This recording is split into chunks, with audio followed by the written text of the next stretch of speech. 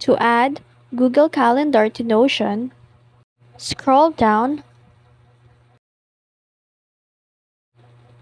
and click Connect to Google Calendar. This will redirect you for verification if you want to continue to Google. Now, you will choose an account and click Continue. It's optional if you want to select it all, but for me, I'm going to select it all. Click Continue.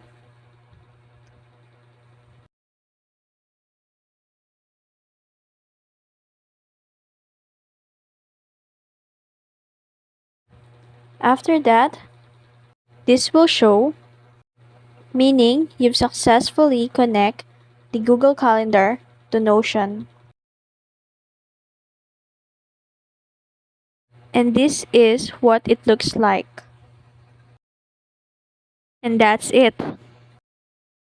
If you found this video helpful, don't forget to like and subscribe to the YouTube channel.